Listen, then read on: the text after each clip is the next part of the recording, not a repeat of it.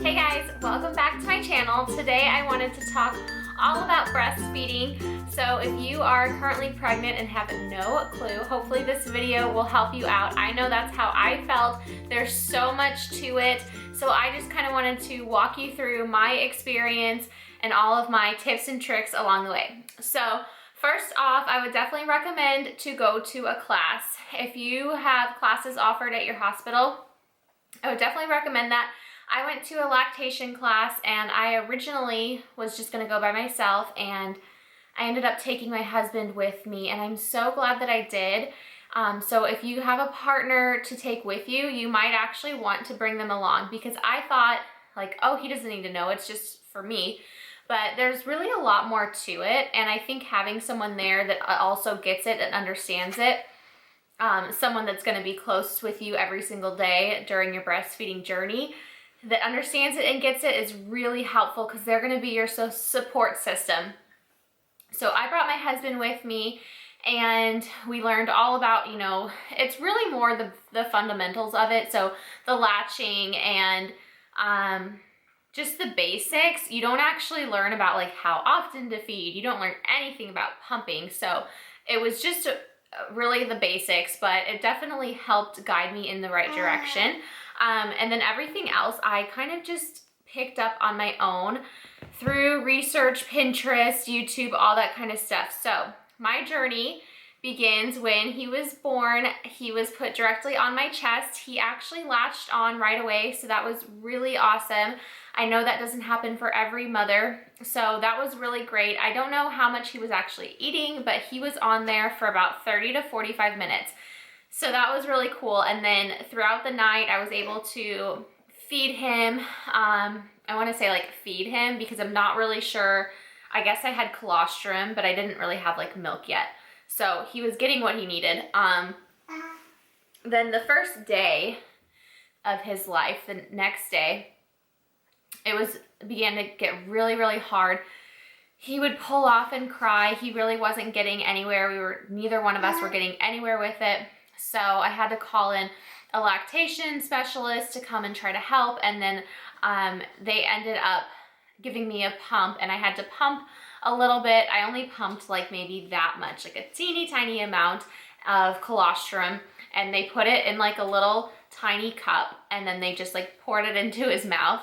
And that was all he needed for that time period. So I did that once, and then after that, we actually got the hang of it. So there was the one time where I had to pump. Otherwise, I was able to feed him completely on my own. And the more and more I did it, the easier it got, but the harder it got because it hurt so bad. So it really, really hurt in the beginning. I think this is probably where most women struggle the most, is just the very beginning. The latch and then the pain, because those to me are like the hardest things. I think supply is another thing. I didn't have an issue with that, but that's probably another thing that women struggle with. So the pain was the one thing that I really could relate to. It hurt so bad. In fact, I remember at the hospital being like, I don't want to feed him. It hurts too bad. Like if he cried, I would just be like, no, like, ow, it hurts so bad. So I did it anyways, even though it was like toe curling pain. I just kept doing it, and even leaving the hospital, I had to put nursing pads on me because I did not want my nipples touching anything. Like I did not want them touching my bra, because they were just so painful. So that is when lanolin became my best friend, and I thought I was gonna have to use that my entire breastfeeding journey, like for a year.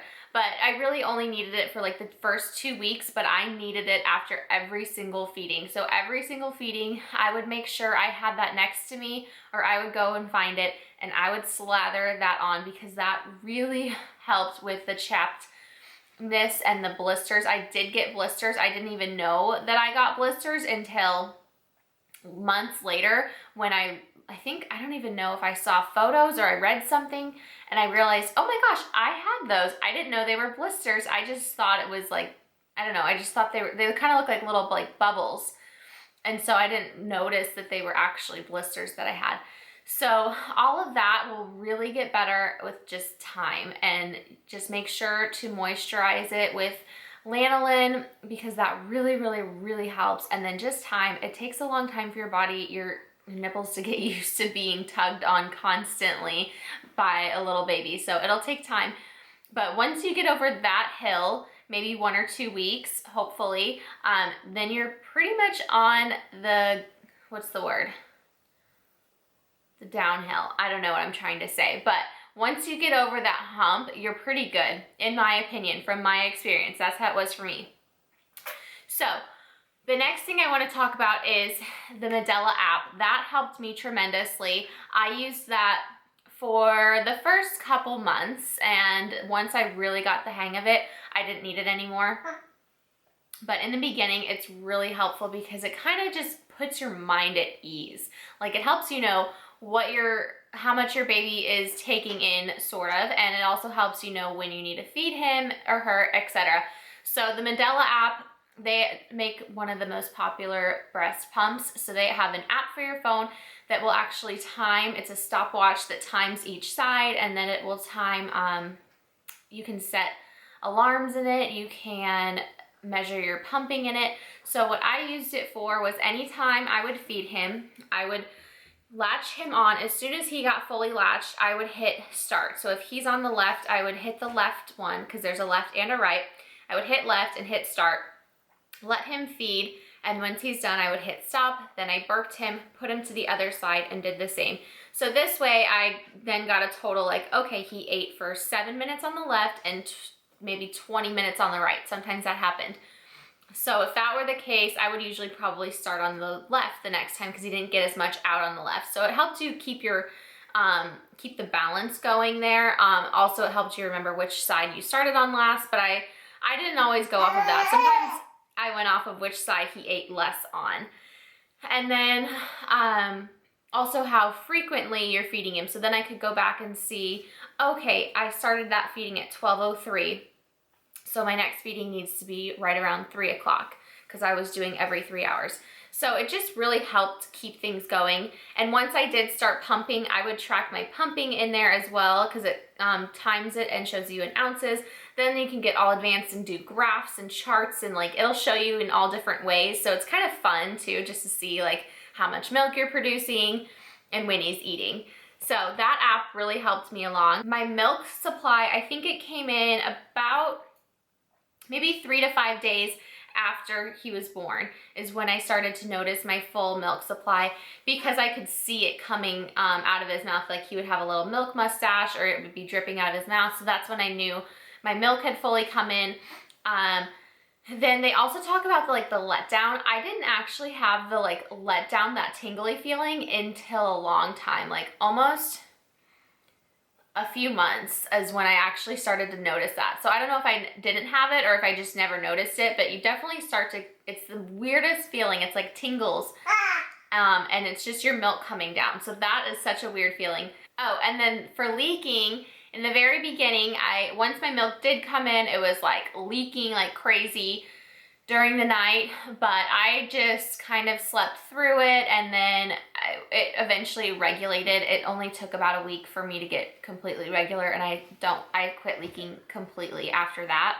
And then as far as the whole breastfeeding experience goes, once you are getting home and getting used to it, I do have a second video that's gonna go really well with this information, and it's called Nursing Necessities. So I'll make sure to include that at the end of this video, so you can go back and watch that, because that has all the tips and tricks of things that I used while I still am, but while I'm nursing. And then as far as keeping up with your milk supply, definitely drink water, make sure you're getting enough to eat, enough rest. Okay, so I'd say do not start a schedule as far as feeding until your baby is a little bit older, maybe a month old. And that's just my opinion, but a lot of times, babies are going to be hungry when they're hungry. And when they're first newborn and still trying to gain back their birth weight, it's really important to just feed them on demand. So whenever they cry, feed them, as long as you think it's hungry, which normally it is in the beginning. But, oh, you dropped something. But I also set my phone alarm for every 3 hours just to be sure. So that way I was for sure feeding him every 3 hours. And then if before 3 hours he seemed hungry, I would feed him as well.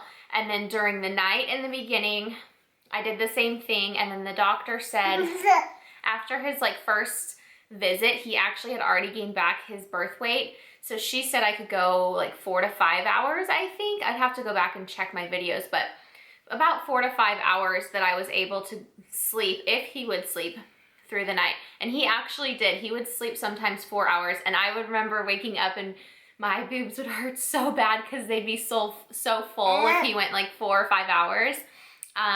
So your doctor will kind of guide you through that nighttime feeding schedule. In the beginning, you just make sure you're feeding them when they wake up and cry.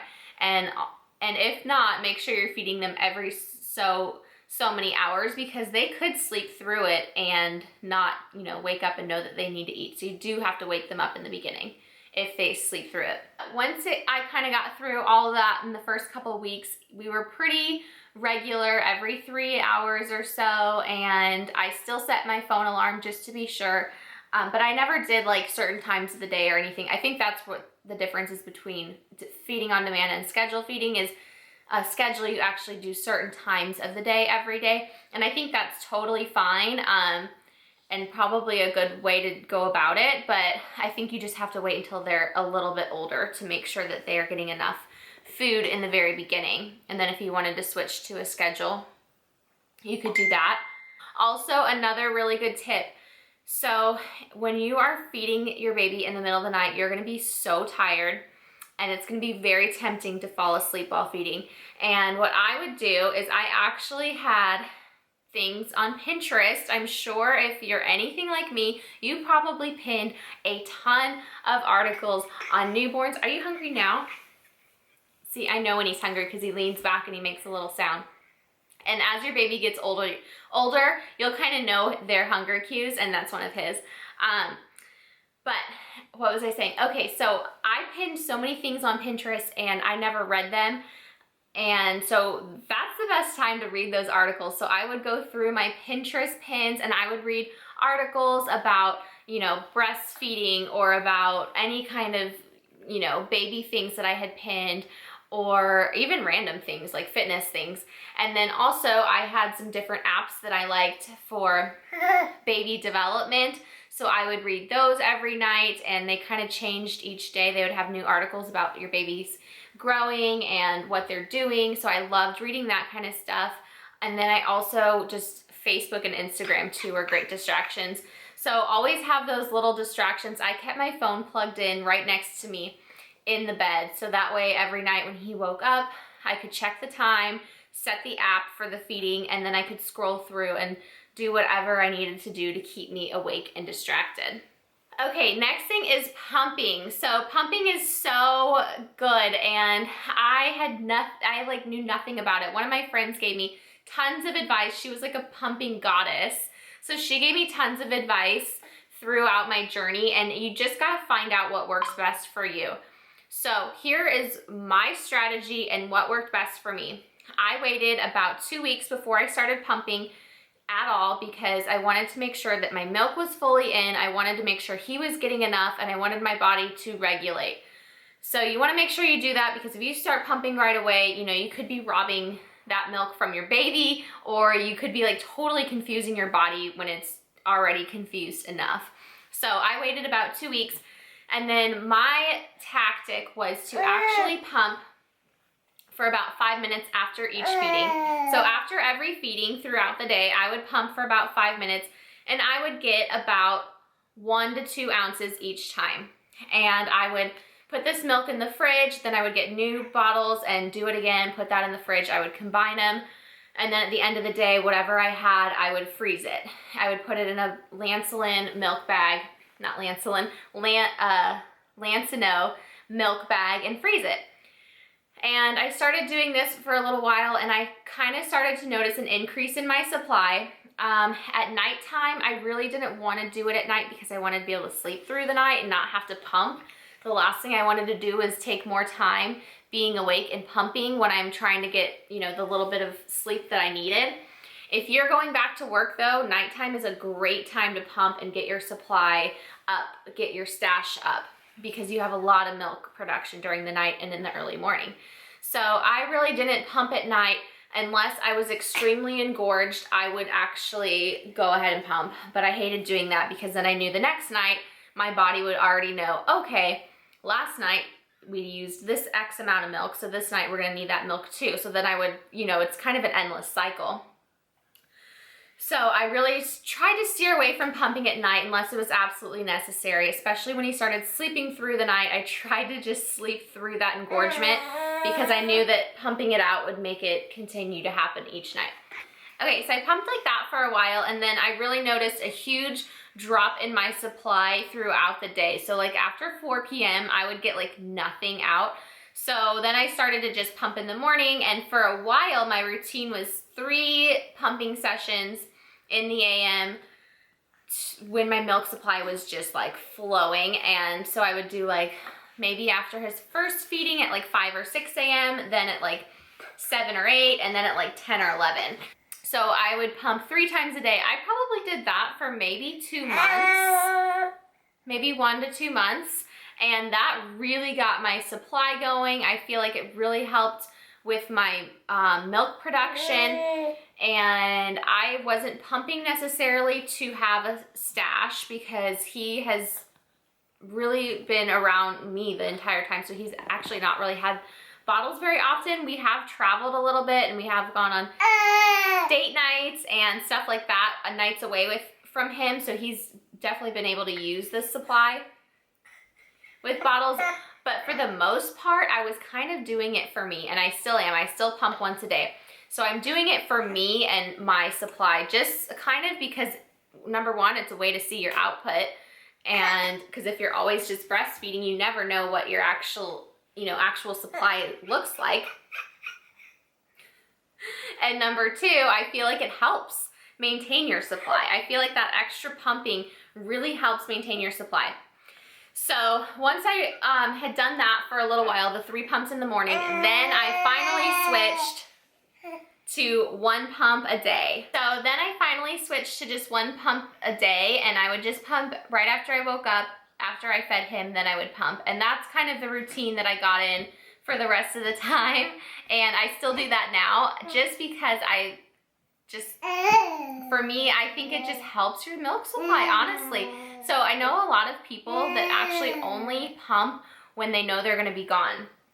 So if you kind of think about it, if you pump when you know you're gonna be gone, then your body all of a sudden is not gonna be used to knowing to produce that extra milk. It's just a little bit confusing for your body. So if you steadily pump, and I do 5 to 10 minutes a day, it's not a big deal. It's 5 to 10 minutes a day. If you steadily pump every morning for 5 to 10 minutes, then your body's just gonna know, like, there's that extra, it's just gonna have that extra supply there. It's just a little bit of extra cushion, and in my mind, that I know that I have that extra supply coming in, and I can pump it, I can save it, and I have milk for him if I'm gonna be. So it works for me. Hopefully that'll work for you. If you are, working, going back to work, that kind of thing, you probably need to do a lot more than that. But if you're gonna be a stay-at-home mom, that's the method that worked for me, because now I know that I have that extra milk. I have my stash.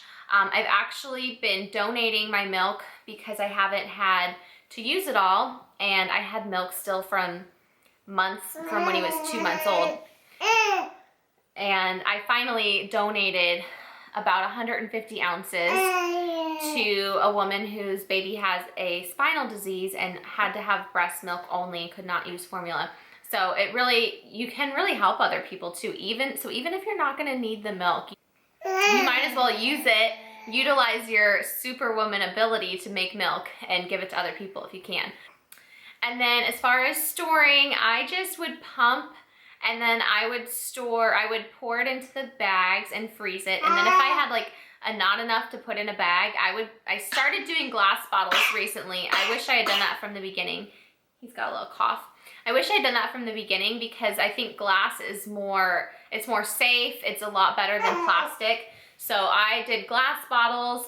I'll try to link them down below because they were actually really affordable glass bottles by Evenflow.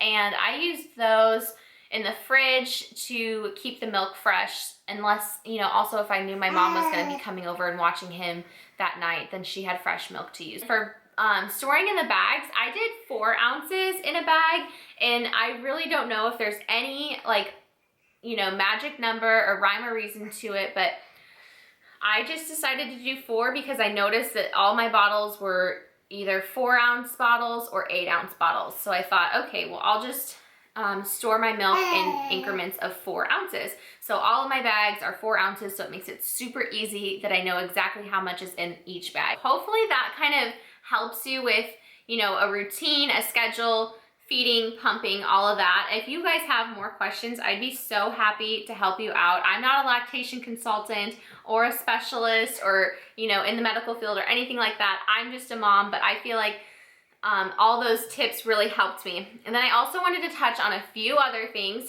So here's one that's probably very controversial, is drinking and breastfeeding. Can you drink if you're gonna be breastfeeding? I say yes. I will link an article down below that really opened my eyes and made me feel at ease about feeding my baby and still drinking alcohol. Now, I'm not, you know, advocating that to anybody. You always need to make sure that you're being safe and smart with your baby. You know, if it's nighttime, like normally he goes down at, you know, 7:30, I can drink during the night, and then by the time I wake up in the morning, my milk, I know that it's completely back to normal. It's completely safe for him to drink. Another thing is pumping while you're gone. So if you are breastfeeding, you're gonna have to be pumping while you're away from your baby, which it's gonna come times when you're not always around and you're gonna need to pump. If you're going back to work, then you've got a whole nother story, and I don't really have any advice there because I haven't dealt with that. But just from like the basic of going out on dates and stuff, in the very beginning when we went out on dates, I did bring my pump with me because we went out at like 6 or 7 and we came home around midnight. So yeah, that's a long time when you have, I think he was 6 weeks old. When you have a 6-week-old baby, that's a long time to not be feeding. So I did bring my pump, and I just pumped it and I dumped it. And when we went, when he was 2 months old, let's see, he was 3 months old for my birthday, and we stayed in a hotel that weekend, so I wasn't with him at all. And I brought actually a handheld pump. It's like a really, if you watch my other video, you'll know what I'm talking about, but I would use that. I could put it in my purse, and I could go into the bathroom stall and I could pump in there. And yeah, it was annoying, but I was getting that milk out. And I think that that's a real big key. If you're gonna be away from your baby, you need to make sure you're still doing those feedings, because otherwise your body's gonna go totally out of whack. So especially in the beginning. Nowadays, like, I know that I can run to the store for a few hours if my husband's watching him. I can miss a feeding and not feel engorged, and I don't feel like I had to pump or anything now. But in the very beginning, you're gonna wanna make sure that you're still pumping if you're gonna be like missing feedings. So I'll have a whole lot more advice on that after we get back from Mexico, because we're going on a 5-day trip to Mexico here in a few months, and I'm still gonna be breastfeeding. So I will be pumping in another country away from him. So we'll see how that goes, and hopefully I can keep up with it enough that my milk supply doesn't completely dry up. Another thing is breastfeeding in public. It is 100% okay and, you know, wonderful to breastfeed in public. Do not ever think that you can't breastfeed in public. It is going to be extremely intimidating in the beginning. You're gonna feel super awkward, but just do it because your baby's crying and your baby's hungry and you need to feed them. So I felt uncomfortable in the beginning, and then I got very much used to it. I would do it, you know, in restaurants and everything. I would just put him right on there, and luckily he was like little and he was super, just really would just latch on and eat. Now that he's bigger though, he like gets super distracted. He gets so distracted that he will just pull right off, and he's so much bigger now that it's just a little bit harder. So I definitely still do breastfeed in public, but a lot of times now I will try to cover him with my shirt, or I'll put on the nursing cover because he just like pulls off all the time, and then my boob is just out there for the world to see. And lastly, duration of breastfeeding. So for me, initially I had wanted to breastfeed for at least 6 months to a year, which is what the pediatricians recommend. So it has now been, he's almost 7 months old. I'm definitely going to go to a year, and then originally I thought I would be like weaning him after 1 year, but now that I've done more research, I think I will do self-weaning, and which is basically letting the baby be done breastfeeding whenever they are ready, whether that's right at a year, whether that's 2 years, whether that's 3 years old. I probably won't go all the way to 3 years old because it is, you know, it's a lot on your body. It is a lot of extra work, but we'll kind of play it by ear, and I'm going to let him decide when he's ready to be done. So I'll do a whole nother video on weaning and self-weaning, all of that when that time comes. So I think that's everything, and sorry that this video, like all of my videos, was all over the place. I should have probably broken it down into different topics, but that's just not how I do things. I just like to ramble. So hopefully this wasn't too long for you. Thanks so much for watching, and if you guys do have questions, feel free to write them down in the comments or send me a message, and I'd be happy to help you out. So thanks for watching, and I will see you in my next video.